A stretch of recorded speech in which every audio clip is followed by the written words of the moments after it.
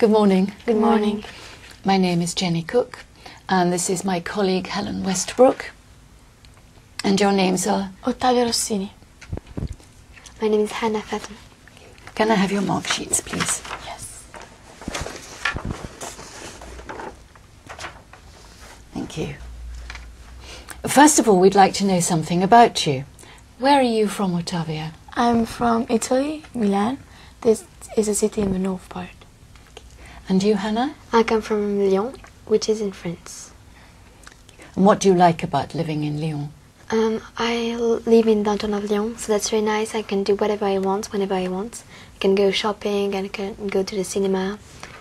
And all my friends live like close to me, so that's cool. And what do you like about living in Milan? Milan is a big city with shops and cinemas and whatever you want. And I live really near the center, so I can really do what I want with all my friends. Do you like watching television, Ottavia? Yes, sometimes, not all the day, because it could get boring. And I like some channels like MTV, it's for teenagers. Thank you. Hannah, are you interested in sport? Yeah, I play tennis because all my family play tennis, and so I play. And my sister is the champion of France, so it's a very big custom in my family. Thank you. And Ottavia, is there a sport you'd really like to try? Yes, I really would like to try kite surfing. I think because it's like flying without being on a plane, I think. And Hannah, do you enjoy reading? Yes, I enjoy, but when I have to read books that I don't like, it can be very boring. So it depends of the book. What sort of books do you read?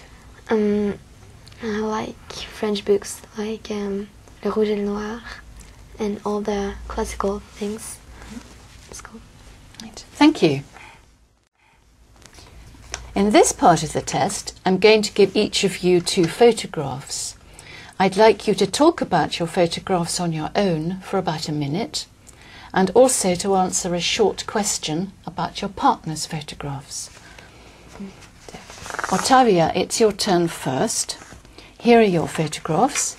They show people communicating in different ways.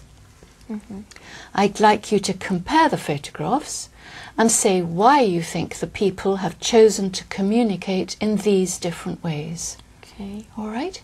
Okay. In the first picture we can see friends talking in a bar, I think so.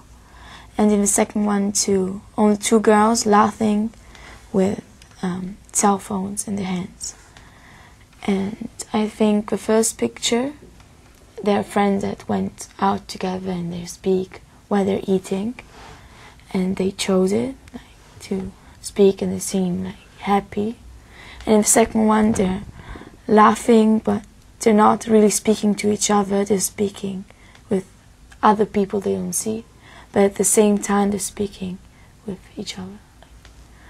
And they're laughing, but maybe not for the same reason, because it doesn't seem like. And in the first picture, the girls are drinking and eating, and they seem really interested in what they're saying. Thank you. Can I have the book, please?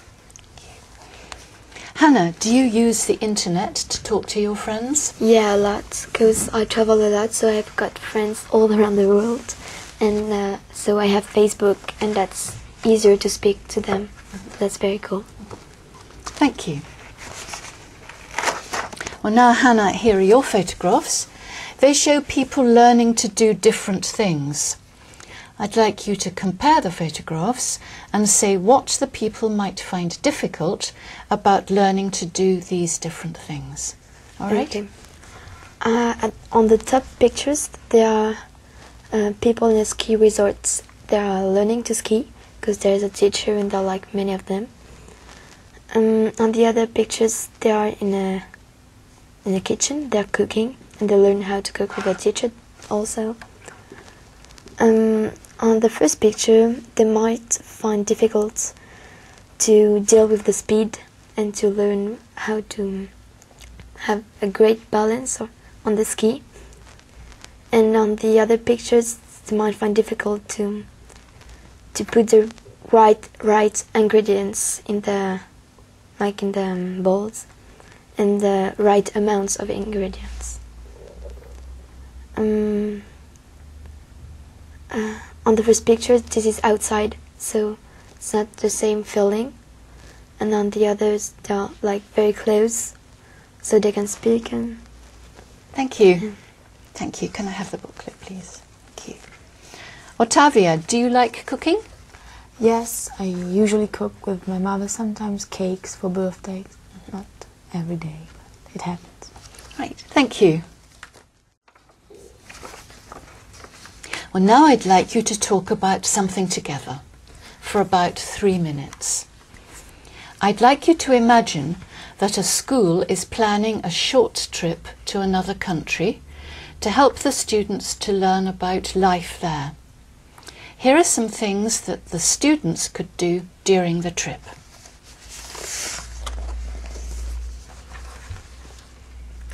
First, talk to each other about how these different things could help the students to learn about life in another country. Then decide which two would be most useful for the students. All right?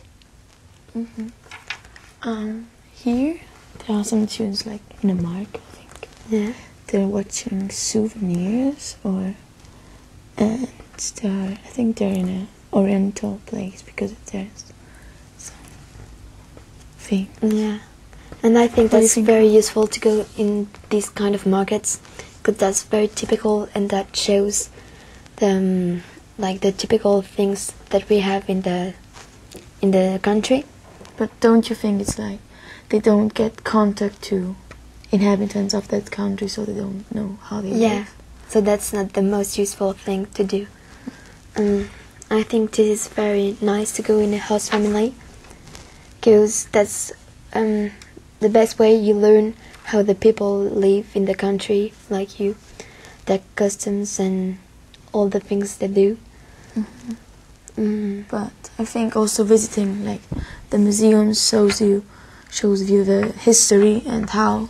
Yeah, but and like why. in the museum there are things and pieces of art that come from all the countries of the world. So that's not typical from a country, but you know. It could show you how the history evolved and how it get to this point. Yeah, but you have museums and they're like all the same in all the country. So That's also true. And going to a theater, would it be like nice or helpful? yeah, that's nice, and like that's a good way to learn the language. But that's the same. We all have the same theaters in all over the world. So But I think like in London it's usual to go to see a musical like Mamma Mia, or yeah, so it would be like yeah, that's also sightseeing. I really like it because you see the view and all the yeah. important things. They're on the bus, I think so. Like Yeah, yeah, and they're like doing all the trip. way to. And what? Yeah, that's cool because you really see the view in the country, and so you do a trip like all around the city, and that's very nice and very important to discover the city, I think. I think going to a football match is not so useful because you only look at people throwing a ball. Yeah, and You but don't- that's because in some of the country, football is like very important.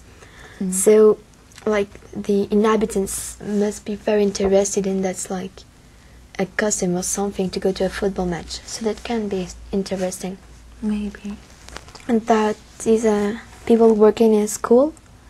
I think it's useful if you go in Yeah. a school in that country, but if you study the country from the country where you live and you study like the language and the custom, it's not so useful because you will not learn it like properly. Yeah. Thank you. Can I have the booklet, please? Ottavia, have you ever been on a school trip like this? Yes, I've been visiting a lot of cities in Germany, like Frankfurt or München, Monaco. And it was really nice, and I really enjoyed it. What did you do while you were there? Mostly we've seen sites, but we've also been to families and school there. So it was really helpful. And Hannah? Yeah, I'm in a bilingual class, so every year we do a trip. I went to New York, Chicago, and Seven Oaks in England.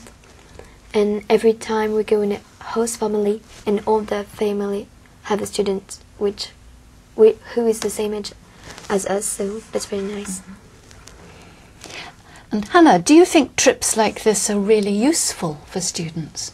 Yeah, I think that's the best way to learn a language or something, because like 2 weeks in a country, like you learn more than 6 months in the school. So, What do you think, Ottavia? I think she said the right thing, because it really helps because you speak with people.